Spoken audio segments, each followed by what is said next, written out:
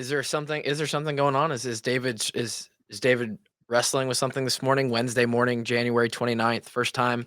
Welcome back to the new year. We have David back on the podcast. Long What's going on, January for buddy? you? Yeah, it's been pretty long. But life's good, man. I did not get the reset I was kind of hoping to get.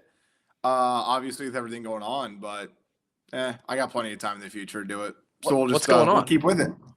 What's Well, I going was on? hoping to go on vacation and like drop off the face of the earth for a couple days. But Where's the like number one vacation spot for David Eickholt? on a beach. Mexico? On a beach somewhere. Yeah. Yeah. I usually go to Grand Cayman Islands. Been Oh, going down there for like 20 yeah. plus years. I was hoping to get to Florida, like on the beach, but I might want to stick in Iowa just based on the weather that's been down there lately. Dude, my nose is peeling. I was in Florida this weekend. Oh yeah? I was in Miami, but it was cold. It was cold. Like, Yeah, that's what I'm saying. The SEC is so upset the fact that they haven't won titles in 2 years that they're converting to Midwest weather to try to regain some of their mojo. it's tough down there in the SEC. It just means more up here. Just built different. I'll tell you what though. Love to see Rodrigo Blankenship try to kick in that weather. Because I can tell you, Dude, Keith Duncan wouldn't hit it. You want to put me on a soapbox and just turn this into a different podcast? We'll just go right into that. I mean, the guy missed. There's some serious problem with choosing All-Americans and or like the Groza Award specifically that year was chosen, I think, before the conference Before he championship. clanked the two in the SEC championship. Yeah. Indoors in the biggest game of the year. Meanwhile, Keith Duncan is just banging them through off of like bad grass in 37 degrees. Like, oh my God. And even in complete vacuum outside of that, take the weather away, I'm pretty sure Keith still had like nearly the exact same percentage he did. So it was nuts. No, we're glad to have you back here on the walk-ons. The routine's been different not being here, man. It's been weird. Not gonna lie. I know. Well, we just, not that you're not important, but there are other guests that we want to bring on in the off season. Right? I think Jay Haig and Luke Lachey have I think they got the one up on me. Decent start for the walk-ons in the off season. Like when Jay and Luke both responded, I was like, oh man, it's gonna be a good year. Go. Starting a high note. Well-received podcast. Even Luke Elkin was on Monday. And that's right. Somebody was like, man, I know it was a nerdy long snapper podcast, but this is like top 3 for me. It's very cool to hear about an 18-year-old being thrust in there like 3 weeks onto campus. Most people didn't even know that. So yeah, we're happy to have you back. We're going to talk about a couple things today. Might even talk a little basketball. You're full swing basketball right now.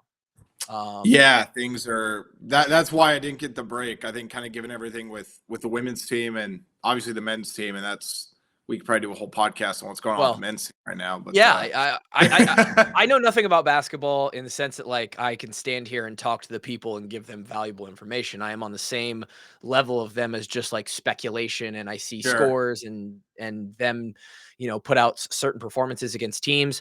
So I am a pure observer of basketball. And it is where I wanted to start today, not just because this week, I think yesterday or 2 days ago, your big podcast came out with Caitlin. Congratulations on that. Not that like that's for you personally, you're like, yeah, I can do a podcast with Kate. Like you have that relationship with her, covered her for 4 years, all this stuff. But that is a huge deal. Like she's not just giving podcast interviews to anybody.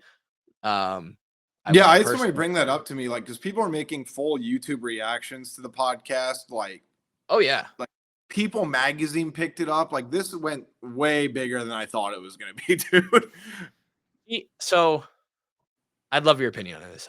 She has continued to elevate into this icon outside of even sports at this point, where I actually think if you're going to have the argument of like most influential athlete to ever wear a Hawkeye uniform, like it was at one point her and Niall Kinnick. And I think it's not fair because social media wasn't a thing in 19. That's the big thing for me. if Niall Kinnick was around today, like, how big is he, right? Yeah. And if he doesn't pass away, like, tragically, and his life continues on and Sure. gets into government like he was going to, like, people were saying he had a great chance to be the frickin' president of the United States. Now that's another level. Never got to do that, but, like, he did what he did. His legacy is what it is. I think Caitlyn is on an entirely new level, untouched by anybody. I'll tell you this because it's funny you brought that up because I was talking about with some of my media colleagues last night at the women's game when I was covering the win over Northwestern. I think there's a legitimate argument to say that Caitlin Clark is one of the 50 most famous people in the world right now. Oh, I mean, because yeah. Because here's why. And somebody related it to Michael Jordan, the fact that people who didn't even like basketball knew who Michael Jordan was. They pay attention to Michael Jordan. There's a significant portion of Caitlin's fan base now, I feel like, that don't like basketball. Yeah, they don't even watch basketball. A cultural icon. Like when you transcend what made you famous and you just become this brand, that's when you know you've really made it. Like, I mean, shit, Tyler. She's sitting in a box with Taylor Swift at a Chiefs playoff game, and like, now they're best friends. I was gonna say now, like in the Swifties, you get on their good side, like you just gained. I'm very happy they do not know my real opinion on Taylor Swift. Let's put it that way. You gain their you gain their favor, like you just gained millions of followers / like semi fans. Yeah, who don't care about the basketball, but she sat with Taylor in the box. Kelce, Taylor seemed point example. Yeah, Taylor seemed to be happy that that they're friends, so she's good with the Swifties. So now Caitlyn has 40 million Swifties that are her fan. Like she's I don't 50 top 50 in the world, certainly like the top 50 trending in the world. Yeah, easily. I mean, it's tough because politicians and like obviously musicians, like Taylor Swift is arguably the most famous person in the world. When that's insane to say, probably alongside, probably other world leaders and stuff. But it's crazy to think this girl from Des Moines, Iowa, who's hyping up her dog, that was a cardboard cutout in Carver Hawkeye Arena, is now this larger than life figure. But no, it was interesting too, because I had a couple people bring it up on the podcast and I didn't even think twice about it, but they were saying, Caitlyn hasn't done any actual media in like since the Kelce podcast. And before that, she hadn't done any in like a few weeks before that. So I was like, oh, yeah, I kind of got to shout Caitlyn. That's all I can really say. Like, yeah, absolutely. Shout out Caitlyn. Like, I mean, I reached out. I sent her a DM on Twitter and I was like, yeah, I know that this isn't going to happen. And this should have been done like 3 years ago.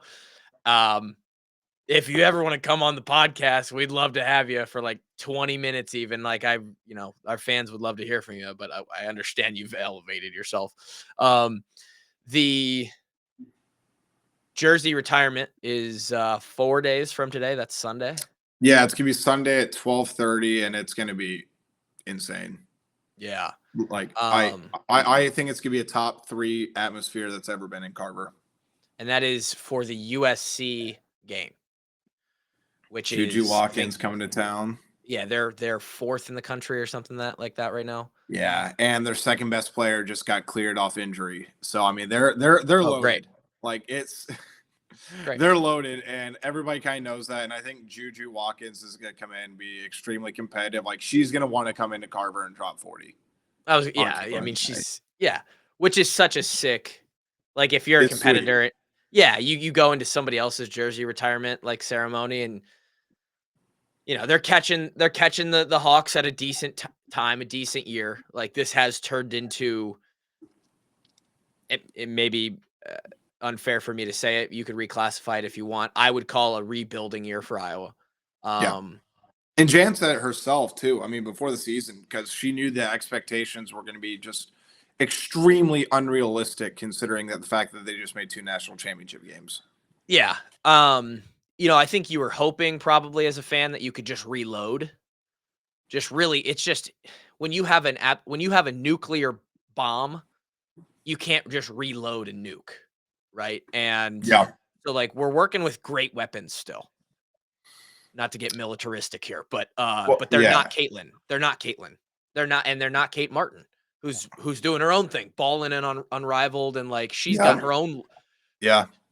she's got her own lore that's like attached to Caitlyn and the rise of Iowa. Like it's crazy just the cultural impact that this game So of the I'll last tell you couple this years has had. because I'm previewing it for this week too, and I know we got a lot of football and stuff to talk about, but this is Mm. important. I will say this: this is the most important recruiting weekend in the history of Iowa women's basketball, and it's the biggest because you have again, I don't know how much you've really dove into this with everything you're doing. They have 7 visitors on campus, including 5-star Addison Deal, who's obviously Yeah. signed. They have the #1 overall recruit in 2026 taking an official visit, who is extremely close with Addison Deal. And I do Is think Iowa. that the Willixo girl? She is. Her name's Kate Harpring. Oh, She's from okay. Atlanta. She's a 5'11" guard that's averaging 36 points a game in the highest division in Georgia. 36 a game. Iowa I has a love this. realistic shot at landing her. And her, like I said, her and Addison Deal are very close. And Addison Journey Deal's like the Houston, 12th rated player, isn't she? she's 9th by us, but she's a consensus 5-star. Like Jesus. she's legit. And then they're also bringing in, I think, another 2 or 3 different 5-stars. So This I is mean, insane. this is. I'll tell you this: if they land Kate Harpring alongside Addison Deal with this freshman class, Iowa's going back to a Final Four. Yeah. Well, because that's the thing is, and I hope that Iowa fans see this. I don't think the hype is gonna, it's a tough year. They're battling, as I understand it right now. I think I saw something, maybe even you retweeted it, where they're like last 4 in right now this year. Yeah, they needed to win last night, but you got to keep in mind 3 of their losses have come down the final possession, and every single loss they've been within a possession in the fourth quarter. Like Iowa's not getting blown out by any means, Yeah. and I think that's encouraging for a lot of the younger players. But they know they're right there, and Yeah. ultimately, I think people overestimate recruiting when they go to a visit somewhere. It's not all about the wins and losses. I think a good win really can help elevate the visit. But they're looking at fan base, they're looking at NIL now, they're looking at resources, they're looking at the coaching staff, they're looking at the weapons around them. Because if Iowa, people go visit Iowa, right? And Iowa gets beat by 10, 15 points. If Iowa stays competitive with USC, that's a big win because every female basketball player knows like that's a top 5 Final Four caliber team. Yeah. If I'm the Iowa coaching staff, they say, okay, look how great our freshman class is. We're losing these couple people, but look how good they're going to be. Insert you into that and look where you guys can go. And that's what you have to try and translate to these young girls in high school. Like, and it almost is I would never advocate to be like where the Iowa basketball team is right now, record wise, and like where they sit in the, like where they'll be in the tournament and stuff. But as a product of that, when a team is down, there is a certain extent to a recruit. And I know these 5-star recruits, and whether it's a girl or a boy or a basketball player or a football player, these 5-stars have this mentality, and it's part of why they are who they are. Yeah. Of like, I'm him or I'm her, and I can go in and change it. Like, that's who I am. I'm that good. And so, with a little bit of struggle this year, they can see that opportunity. They're like, oh, Iowa is lacking something, and that something could be me. And like, that's why they got Caitlin Clark. Yeah, Caitlin Clark said she wanted to take him back to a Final Four. She didn't want to go to a perennial blue blood. Exactly. And then you get, if you get Addie Deal and this other girl from Georgia, and you insert them with Stremlo and Guyton is unbelievable. Guyton has been so impressive. I think maybe the most impressive. Yeah. She's different. Tegan Mulaney, Ava High. I mean, these girls can play. Yeah, they're hoopers. And Jan is playing them. There was at one point, like, she runs this like all freshman lineup that's like she just lets them go. It gave them the spark last night. They had 1 senior in there alongside 3 freshmen and a sophomore, and they made that run that first quarter, and that kind of separated them, kind of gave them at least the wiggle room because Iowa was down 8 early last night. Yeah. But Aaliyah Guyton, again, so I believe her mom is a former Brazilian national team basketball player. Her dad's AJ Guyton, who's a 3rd leading scorer in Indiana basketball history. Like, she knows the game. And on top of that, the thing that really impresses me the most, Tyler, is a week ago we talked to Jan and we'd ask her, who's speaking up in the huddle. we didn't even get the question out about who the leader is, and she said Aaliyah Guyton.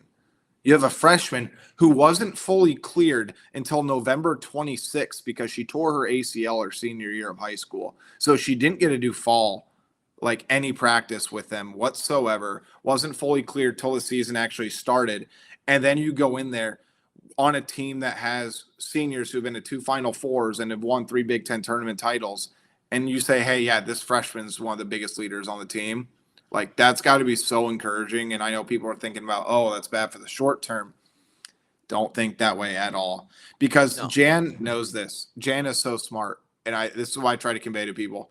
They know it's a short-term struggle right now. Tyler, they're coming. Yeah. Like, they're going to be really damn good for the next several, like, the foreseeable future. Yeah, I know. It's so sick. I think people just have to get through this year, and then it's going to be like Yeah. another like what we've had with Caitlin is going to be back as far as what it will satisfy that urge of like being a top team again. I think immediately next year, like another year for all, like a year of development for all 4 of these freshmen that are insane. Like you add a couple 5 stars to that potentially, and it could be dangerous. I watched So Guyton play, and it was so fun to watch her be so aggressive, like against like, and she's not big, and she's she's so aggressive, 5'7". and she can handle it, and she finishes at the rim. Like it's incredible. So to hear that she's got the vocal leadership already, it's dangerous. It's dangerous. It's fun. Um, let me see. We got into the basketball team there. Oh, yeah, and then the pod with Caitlin. I just think it's cool. It's cool for you to get that pod because you cover these players and you have a unique relationship with them. And then that relationship turns into you being able to land that podcast 4 years later, right? Yeah. I just think about like you approaching that with players now, like because you're doing that every year as a reporter on the Sure. team. Like, I mean, that's the biggest thing for you is access and the insider info and all that stuff. And I think it's a testament to you. And I think it's sick. I don't know. I think No, like landing that yeah. is so cool. Here's my thing to kind of sum it up again. I really encourage people to go watch it. I had a blast with it, but like the best response I've seen is exactly what I'm going for. Is a lot of the top comments were just saying it's so clear how much you guys trust each other, and Yeah. for Caitlin to like go into like an interview like that and just not be guarded, especially with a journalist, because it's different if she goes on with like the Kelseys, right? Right. Because those are professional athletes, retired athletes, like they know it's a different sort of vibe. But to go and do a podcast with a journalist and just be completely free flowing, it's different. It's an interesting dynamic for like those. I mean, she's A-list superstar. Like who they have to actually manage and be careful of who they are ever around or who they talk No, to, for and like sure. who they give access to. And so it was cool. Let's flip over to the men's basketball team. And I'll be honest. Yep. I don't watch. I've watched a little bit of the girls' games if they're on. Yep. If they're on TV and I happen to catch it. Haven't watched a single second of men's Iowa basketball. And this isn't because of how they're doing. It's because of it's just me. Even when we had Garza, didn't watch any. I didn't watch Yeah. basketball. When we had Keegan Murray, I didn't watch Iowa basketball. It's a me thing, not a basketball fan, is what it is. Probably important context, just considering how everything is going right now. Honestly, Right. That's what I'm saying. Is like Yeah. that's where I'm coming from. It seems like because I still see all the Twitter updates and the clips and all that stuff. That's how I get my news. Like I know the Iowa team won or lost because I see the tweets about it. And everybody freaked out. Yep. Yeah. It seems as though, we're losing a lot of games. We're getting blown out here, blown out there. But then, like, kind of randomly, we have like these individual performances or these individual guys who are like, and these guys can really play some basketball. Like, they are ballers. Like, can I get just a gist of this year's Iowa men's basketball in a nutshell? Like what's going on? I think there's a real danger of them not making the Big Ten tournament. I which is the mean, last 3 teams, right? They take 15 last at 3 18. teams. Yeah, I'm very surprised by this year's team because I didn't expect them to be great by any means, but I thought they'd be an NCAA caliber tournament team. I still think talent-wise they are. I think there's a lot of things that have gone against them. I think certain development of certain players hasn't really taken place or like where they thought it would be at this point. I think Iowa defensively is just falling short on every single metric. And when Owen Freeman goes out of the game, Tyler, the opponents are shooting 70% at the rim. I mean, Yeah, you're not going to win games like that. I You're just I not. s I see this thing like, man, it's, really old to have every team have a career shooting night against us. Like, it's always against us, and at some point, you're like, "Man, this is a lot of luck, or it might just be an us problem."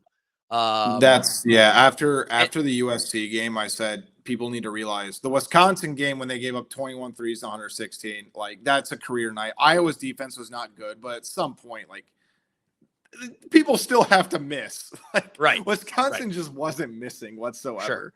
But when it translates to USC, when it translates to UCLA, now Ohio State really wasn't a career night, but in the last 4 road games, Tyler, and this was part of my column yesterday. In the last 4 road games, Iowa has trailed by at least 19 points at one point. It's not good. It's a scary trend. And guess what? And not to be the bearer of bad news or rain fire upon anybody, because I think I know where this fan base sits right now. The schedule is not getting easier. Like No, well, I honestly, Tyler, I'm trying to think if how I should phrase this. let me go, Yeah. and then you can think. Okay. And I can speak so candidly here because I'm unbiased and totally emotionally detached, which I feel I do a pretty good job of on the football side, being someone who played. But there is still always that bias. I've never denied that bias. But for basketball, Yep. Yep. I don't give a shit. I mean, I'd love the Hawks to win, but I just have zero attachment to it. From what I see, fans are basically like the apathy is all time high. Nobody shows up to the games. Like all I see is the empty pics of Carver. It's clearly not an issue. It like that fans want to come and watch basketball in that arena for this Iowa program because then when the girls games happen, it's sold out and people are all over the place, right? And you're going to see that Sunday. So it's a team thing, Yep. or a staff thing, or a player thing, and it looks like, and there was some, again, outsider perspective, very fringe. It From what I saw last year, you have Pat and Connor move on from the program. The youngest kid comes out and says, "I'm not going to Iowa. I don't like. I want to kind of do my own thing." Like Fran's at the end of his career. Like, is the end of Fran's career? Like, is this it? Uh, from an outsider's I perspective, it seems I like it. think that there's an above zero chance, and I lean more toward the yes than no at this point. And that's just more of a gut feel. I really haven't dove too much into the weeds about this. I'm just sort of reading the tea leaves and piecing things together at this point because I also still have a problem with it being January 29th and saying change needs to happen immediately. And it's kind of ironic because I know how people felt about the Brian Ferentz, my opinion about the Brian Ferentz situation and this situation. I think they're two different departments because one was a coordinator or assistant, one's the head coach. So there's levels to this, in my opinion. Sure. Well, and Uh, from my perspective, it yeah, seems like a thing where I'm not even saying that their performance, or because Fran's done a lot of good things. He's taken to a lot of tournaments, right? Has the whole Sweet 16 thing monkey on his back, but yep, he's done a lot of good things. He's done a lot of great players that produced in the Iowa basketball yep, program. I don't think that I mean, and this is bias. This is just who I am. Football, sure. basketball, ski. Like when it comes to coaching, I am always going to think that coaches deserve more time than most people do. I'm not even saying Fran should be fired or they should try to get him out of there. I'm just viewing it as like oh, maybe this is what Fran wants. Like I think Fran might. Yeah, that's where I was going to start trending too, because keep in mind Iowa's actually recruiting at a really decent level right now for basketball. They They got just the got a Miami. 4-star They got from like Joshua Lewis. He's the second highest rated guy in the Fran era. yeah. Like he's a top 70 prospect. He's a really good player. Fits Iowa's system extremely well on both ends of the floor. Willing defender. They have the Isaiah Johnson Argu from Miami, who's going to be eligible immediately next year. Like, he's recruiting pretty decent right They're now. crushing. That's kind of the flip side of it, though, too. But I also am of the belief that you can't keep, like I'm saying from a Beth perspective, not saying one thing should happen. But if you're an athletic director and you analyze the situation and you decide to keep a coach or something based off recruiting, I think that's stupid. I think it's extremely short-sighted, especially with the transfer portal nowadays and how you can rebuild in a year. Sure. And that's why coaches aren't going to get more time. So, but if we talk about Fran stepping away, again, from what I understand, I think Fran still wants to coach. I think he still loves coaching. But at the same time, if you're talking about when it makes sense for everybody involved, again, I'm not putting out my opinion on this yet. The tea leaves add up to potentially this year being the year. Sure. Youngest son goes to Butler. Middle son's done with basketball because Patrick has no other eligibility. Connor's still coaching at Butler. Maybe Fran wants to go support and watch his son play basketball instead of like coaching his sons or like watching, right? It certainly wouldn't be surprising. You know, you're in your, what is he, 60 something? He's coached for a long time. I want to say. Financially, he's set up forever. He wants to go enjoy his kids. But the other side of it too is, and this is the larger picture when it comes to Iowa men's basketball, because again, certain criticisms of Fran, I understand. I think they're extreme. I think they're valid. People have a right to be upset or apathetic, right? But there are far more issues than the coaching staff. Iowa, resource-wise, is not good. It's in a difficult recruiting area for basketball, especially men's basketball, especially. The locker rooms aren't good. Like, there's a lot of extra little stuff when you compare them to the rest of the Big Ten, Tyler. Yeah. Iowa's falling short in. There are certain big picture administrative things that Beth will have to take on, whether Fran returns to Iowa or not. Yeah, it's because not just there are larger issues at hand. NIL. I mean, Iowa's probably a bottom 4 program right now in NIL in the Big Ten for basketball. I was just going to say, there's an issue of where, like, you got a school like Iowa, the rev share is going to help.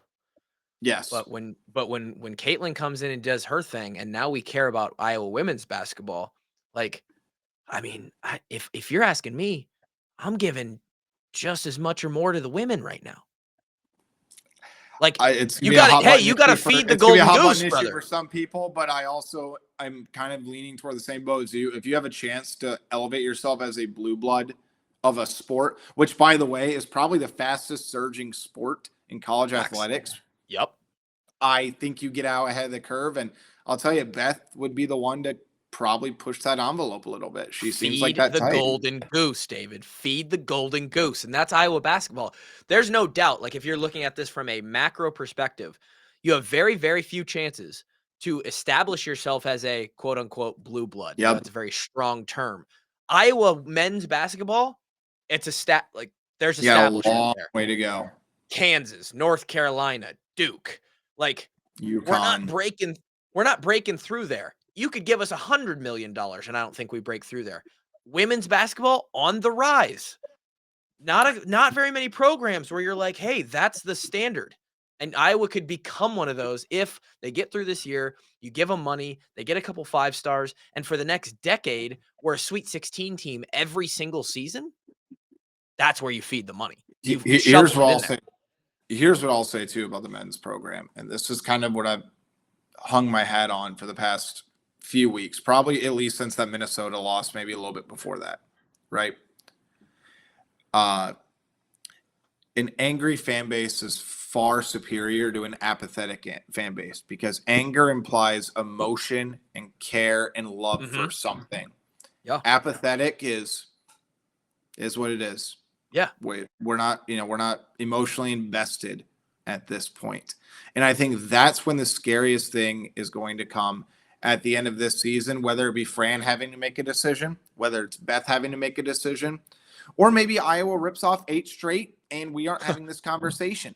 But even if that happens, Fran has been in Iowa so long. And again, I'm not my opinion. I'm just speaking from the fan base perspective and giving context. Yep. I think it's going to be incredibly difficult, regardless of what Fran does, because he's been here for so long, to get an apathetic fan base to fully buy in again. Yeah, it will be. I particularly don't think it's all Fran's fault. I think there are a lot of other issues at hand. It's never a single fault. No. like again, I say this for anybody. If you think all the issues are going to be solved by Fran leaving Iowa, I got news for you. That's just not the case. Now, certain things might improve, certain things might regress, right? But that just comes with the nature of making a significant change. Yeah. But again, it's January 29th. I want to have this conversation in 6-7 weeks because I want to see how everything kind of shakes out. But again, that schedule is going to be very difficult. And I also want to see if Iowa doesn't make postseason basketball, like, I'll say it, what happens in the portal? Yeah, I mean, let me just pull up my calendar here and schedule you in for 6 or 7 weeks from now. We can have that conversation. No, that's really good. That's 30 minutes worth of basketball talk, and that's actually exactly how I wanted today's podcast to go. I wanted the first. No, there you go. Okay, I was gonna apologize. I thought we talked. No. I'm good with it. You know, you're like, I know we got football to talk about now. Like, I wanted to get a little update on basketball, and sure. Who knows? Probably overinflating how much I think people actually care about that conversation, but I think it was a good conversation. We'll flip to football now. Basketball is always fun. It'll continue to go through this spring. We'll see what happens, both programs. Since we last talked, in fact, the last time we talked, it was all but like, it wasn't official yet, but I think the next day, Hank Brown committed. Yep. Officially. Man, it's been that long. Holy moly. Yeah, we basically, I think it was that long. Yeah, we basically like talked like, hey, he's pretty much in. But they're gonna go after somebody else, and they got their somebody else. In fact, they had 5 transfer portal pickups this season. I don't think, the 2 linemen aren't really getting a whole lot of play. The receiver got a little bit of buzz, but obviously the biggest stuff was Mark Gronowski, 2-time national champion, bum shoulder, but he's won like 500 games at the FCS level, becomes a Hawkeye. That's a huge pickup. Stud. This is the type of guy that Iowa needed. Kudos Kirk Ferentz. Kudos Tim Lester. They got the guy. This is the guy you overpay for. And again, I don't think Iowa overpaid because I know other schools offered him more. Okay. Really? But yeah. Well, he was, and I'm not gonna like make you divulge, but Miami was sort of interested. Wisconsin was sort of interested. His coaching staff went to Washington State. He had a lot of options. Miami, from what I understand, would have offered over $2.2 million if he wasn't hurt. But they wanted to check out. They were a little bit scared of his shoulder. But again, I wrote this from the beginning, right when he entered the portal. Contrary to what anybody says, I'm going to stick my chest out and say what I've always said. There was no shot he was going anywhere else but Iowa or the NFL. He was not going to Wazoo. He was not going to Miami. He was not going to Tech. What kind of NFL grade did he have? Like if he decided to pursue that route, where was he going to go? Fifth or sixth round. Day 3? Yeah. Yeah, day 3. But again, I mean, that's where Iowa can thrive in the NIL space. I mean, you can get a guy like that and convince him to come back for another year. And again, for Gronowski, it made perfect sense. One, if you're the quarterback who elevates Iowa's passing offense, there's your grade. It's going up. Well, skyrocketing. I tweeted this when he committed or something, and I think some people misunderstood it.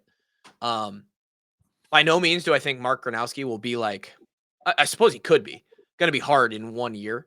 I don't think he ends up being a top 10 Hawkeye football player of all time. No.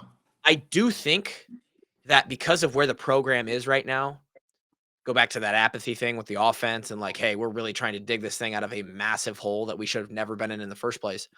I think he could be one of the most influential, important Hawkeyes of all time because of the position he plays and the time at which he steps into the program. Man, if you're the guy to dig them out of hell, bro, like I don't think they land Sam Phillips without Mark Gronowski. Well, I think he ends up going somewhere else too. I mean, like, that's what I'm saying. It's one of those things, Tyler. Like, Gronowski's a 3-level thrower, and for people who are upset about his shoulder and worried about the Cade McNamara injury versus Mark Gronowski injury, they're so far apart. It's stupid to compare. Like, I'll talk my shit a little bit. It makes 0 sense on every single level. However, though, from the outside, you can understand a little bit of like weariness. Yes. Another guy who's got another certain, like, Is this going to happen to us again? Because we do all feel burnt right now. Yes. No, and that part of it, I mean, is fair. But I'm saying, like, the difference between the injuries, the context of the injuries, and the severity of the injuries are so far different.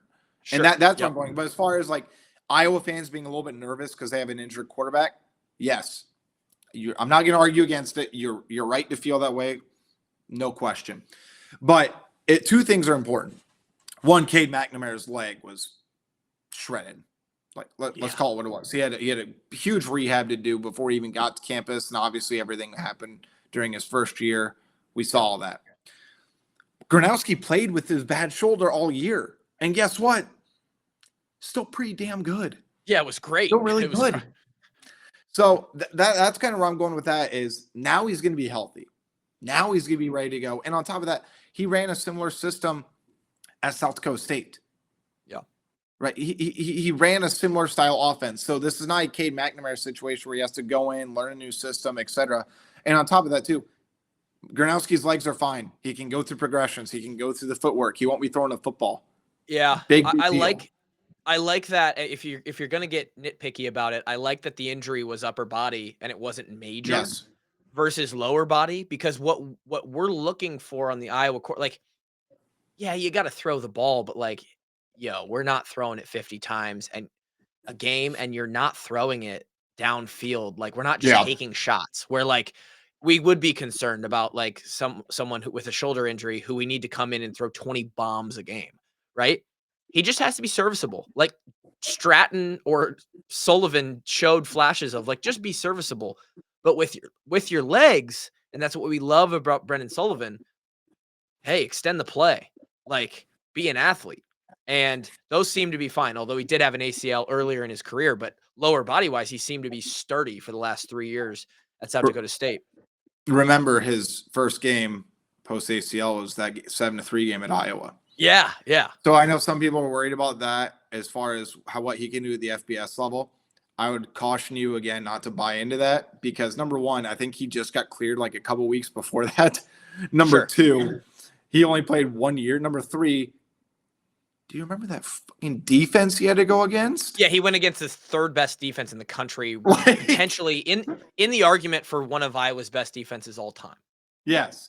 So, again, I think Gronowski is a tremendous pickup. He's a 3-level thrower. I think he's going to have to protect himself a little bit better running the football than he did at the FCS level. He's a big guy, but he wasn't afraid to run over some people at the FCS level. Sure. You're not doing that against, Penn State, Ohio State, Oregon. Just protect yourself. And that was the big thing with Brendan Sullivan, too. Loved doing Brendan Sullivan extended his plays, but the kid wanted it so bad. He didn't protect himself. He just gets crunched in that UCLA game, and it opens up a whole new world to him. I think the important stuff for Hawkeye fans, as a former guy, the quarterback stuff is proven, right? I think what's exciting about Gronowski is his pedigree. The fact that he was a leader on multiple national championship teams. I don't care if you're at the D3 level. That sort of leadership and intangible qualities, those are huge. And then, of course, everything he brings to the table physically. So I'm very excited about him. What can you tell us about Sam Phillips? And then further than that, we got this guy Bryce Hawthorne, Jonah Pace. Are those guys starters? Are those guys coming into play? I think they'll be rotational players. Iowa really needed a couple defensive tackles in the rotation. I mean, you lose Y.A. Black, who I don't know if you saw his measurables the other day, Tyler. I don't know if you saw the clip of him dominating some offensive linemen. He's going to get paid. He's about 6'6", 340. He measured out at. I mean, he is a freaking tank, dude. I wish I could remember how big his arms measured out at. But crazy. I mean, those two guys, defensive tackles, I think they're going to be really, really solid. I don't think any of them are particularly stars right away. I think Hawthorne is a very underrated pickup. He's going to be a dude in about a year or two. I really, really believe that. I think he'll be very serviceable from year one. But Sam Phillips was a big get. I mean, he wants to be a big time playmaking guy. I don't know if Iowa gets him if they don't land Gronowski. And he even told Sean Bach, he said, getting Gronowski helps. Because he has scheduled visit USC, didn't end up making that trip. Went to visit Von Tech. recruited, went to Vautech, did a couple of things like that. But the biggest stat to me, which is so important, 78 targets last year, 0 drops. That's like Larry Fitzgerald type 0 shit. drops. That's what Iowa needs. They need consistency, guys that can go over the middle. Only about 5'10", but his physicality and his willingness to be an athlete and go up and get those 50-50 balls. He wants to stretch the field. He's a possession receiver. He can throw him in the slot, throw him as an undersized outside guy. Versatility, and more importantly, Tyler, proven production. I mean, this wide receiver room is still in the process of being revamped. I actually think John Budmeier's done a pretty decent job thus far. I know he's been, I was critical of the hire initially. I think a lot of people were, and quite frankly, for good reason. I think there was a little bit of reason to be nervous about it, but they bring in Terrence Smith, a 4-star freshman, who I think could potentially shake some things up. Jerry at Bowie had a couple nice catches last year. I'm really excited about Jacob Gill and Sam Phillips together. I just think those two are very similar, but also very different at the same time. Those can be Gronowski's kind of go-to weapons. So very excited about Phillips. I'm curious where he kind of breaks through as far as the rotation. But yeah, I think Iowa did a nice job in the portal. I would have liked them to land a cornerback. Maybe they go after one in the second cycle. Remember, the second cycle is only open for 10 days. I believe it's April 16th to April 25th. And Iowa's usually still in spring practice. So that's kind of a difficult time frame for them. Because usually their spring games around the 22nd, 18th to the 22nd typically. Interesting. So, yeah, it does feel like they addressed, it was huge to get Dunker and Jones back on the line. And I think that not only just for Gronowski, but just like the line in general. So like we kind of talked about that the last time you were on, we didn't actually have to address that as much as we maybe in the beginning of the season initially thought we would. It does seem like the cornerback position, especially with, it's going to be a Cooper Bowl, by the way. And nice. There's a reason that the Eagles got better when they put him in, and it's because he affects football games. And I think maybe an underrated talking point is how much we just miss a generational player. We knew he was so good, but man, just when you watch last year, you really see, damn, he really did change everything. Yeah, we really did miss him. Like he had that effect that Desmond had after he had a crazy year. Nobody threw him the ball senior. He only had like 2 picks. He had 2 picks, and it's like, well, yeah, because they completely decided to just not throw that way. And Cooper had that same effect, and I think we underestimated. On the opposite side of Desmond? I don't know why. Yes, I was thinking. Yeah, it was maybe. God bless those guys, those corners who had like shutdown corners, because God, they got targeted. They probably were playing decent defense half the time, but teams were only looking over there. Yeah, I'm pretty sure Maben was on the other side for Desmond's final year, and Maben. Right. Maben floated around in the league for a while. He was on teams for 4 or 5 years, I think, practice squad, stuff like that. So, hell of an athlete.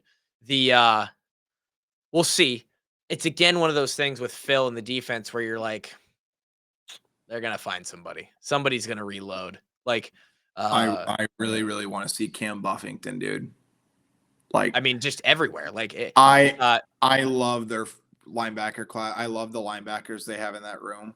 I think they're going to take a little bit of time to adjust, but Seth Wallace will get those guys right. And that freshman class they brought in last year at linebacker,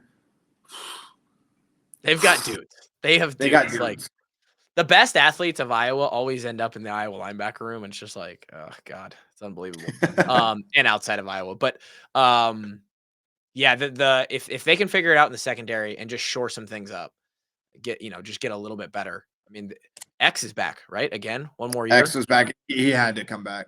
I think he knows it's kind of a make or break. It's a make or break year for him, because I think he has all the athleticism in the world. I think he's a good kid. I think he's a smart kid. He has to piece it together, and I think he thinks through things too much. I think he has to trust his preparation. I don't think he's done a good job of that. Sure. Cool. Well, there's your update. Gronowski. I thought about calling this like the Ike report or something like that. No, it's good. It's good. We haven't talked in a while. A lot of things happening. I talked with a couple of those guys that we've had on so far off the record, off camera Yeah, afterwards. I was kind of asking them some questions about how it's been talked about, like the revenue sharing and how much NIL is really affecting stuff. And they kind of looked at me like, dude, it's different now. Like guys are getting it's paid. the reality with what needs to happen with college athletics. There's two things that need to happen. One, there has to be a commissioner of college football. Yeah. They're missing just that number one power structure person who can go in there, make just the rule of law, make things consistent. We're trying to get G-Bone to campaign for that. Like why wouldn't he? G-Bone, commissioner of college football. He would be great. Yeah, big fan. Big fan. He's got my I'll endorse him. Yeah. G-Bone 2026. Yeah, for college football CFB commissioner. Second thing is, I know people are going to disagree with me on this. They need a salary cap. There has to be a salary cap. Yeah, it's got to be. And there has to be some reward for players staying at the same school. Yeah, and I think because it's not sustainable to have players go to 3 or 4 different schools. Like there are guys who have gone to just as many schools in more schools than Drew Ott had years eligibility. I know it's ridiculous. I think so. So they get the 22 million, whatever, and it looks like most football schools that care are going to spend like 14, 15 million of that on football. Then you're looking at then you're like, okay, and then outside of that, whatever you got from NIL structure, like you can give those guys NIL too. And I think a lot of those teams are like, I don't know the numbers, but what it feels like is teams are working with like $8-10 million a year in NIL money, like the best, right? Like, I mean, you hear about Ohio State's got 20, Oregon's got 20, like if, some of them have upwards of 20, but like everybody else on that next competitive tier is somewhere around like 6 to 7 to 12, like somewhere in there. Yeah. So if you're looking at total, like you're starting to get upwards of like, okay, we're at 20, we're at 25 million. I think it's got to be like 20 or $25 million is the cap or something like for the year. And I said this on the last podcast too. God bless Tyler Barnes because I don't know how he does my what goodness. he does right now. Seriously, I know people can be critical of recruiting and stuff, but I guarantee you this dude's has worked 18, 19 hours a day over the past 6 weeks between the portal, recruiting, and everything else. I don't know how. He has about 8 of these a day, I bet. Oh, yeah. He's always walking around with a coffee. I think I want to have him on because he could talk about so much and give insight to this. But he's a good interview too. Yeah, he's awesome. I think you got to cap it at like 20 or somewhere around $20 million, maybe a little more. Just for some form of consistency. Like that's the other part of it. And I'm not saying from a competitive standpoint or like, some schools have competitive advantage because we all know how this works. I mean, shit, look at the Dodgers. No, but the money has to be the same. You have to have, you can't let a blue blood who has all of the tradition and recruiting hotbed and all of that already as an advantage also have double the money to pay the guys. Like that's not fair. That's what I'm saying. Yep. What blows my mind is when you do the math on that. There's 105 guys on a roster now starting in August. You divide 20 million by 100, and that's like 200 grand average per guy per year. And I'm quickly starting to fall into a depression about how I was 10 years early. I was just 10 years too early, which I am going to get a payout on this compensation deal, this court case that went through supposedly, but it's not going to be nearly what I could have made in the rev share era, even as a long snapper. Cause I asked Luke Elkin about it. Well, let me throw another back at you. What about Caitlin Clark at Iowa? That's the thing is like Caitlin. Yeah. What she could have gotten paid. And the other part of it too is, but here's the problem. I don't feel bad for Caitlin at all. No, I'm just saying, but think of how much unearned money was there because she could have signed a Nike a lot earlier. She could have done certain things. And the other side of it too is her freshman year, she was playing in front of cardboard cutouts and the TV deal is bad. And then they pushed it through her sophomore year, but she still could have made some good money her first year just because of how her profile elevated. So again, Two totally different situations. But it's gonna be really, really interesting. But I tell you what, this is what the NCAA gets for sitting on their hands and sitting on their ass for the last 100 years and putting billions of dollars into a court case that they were never going to win. Yeah. I saw something like Caitlin made the city of Indianapolis like something like 60 or 80 million dollars or something like that in her first year there. So it's just like, okay, well, you're just she was responsible for 26% of the overall revenue in the WNBA. In the entire league. Wild. Fucking wild, dude. All right. We've talked too long. I've used too much of David's time. We'll have plenty of this stuff to talk about on a monthly basis because that's sort of the frequency at which I want to bring him on. A little women's basketball. I already know the clickbait title I'm about to use for this episode. A little men's basketball. Oh, it's a Iowa position for 2 5-stars? ? Yeah, nice. Good. They're going to think football. We're a football podcast. Psych. Women's basketball, baby. We're also a women's basketball brand. No, I hope everybody enjoyed the conversation. A little more on Mark Gronowski, the other transfers, all the good stuff. We appreciate David as always. This is going up tomorrow. And then if all goes to plan, we're going to record with Tyler Ellsbury tonight, and that'll go up on Monday. So, hell yeah. So good excited for that one. Appreciate everybody for being here, listening, and staying with us in 2025 as we trudge through the year. We'll talk next time. Until then.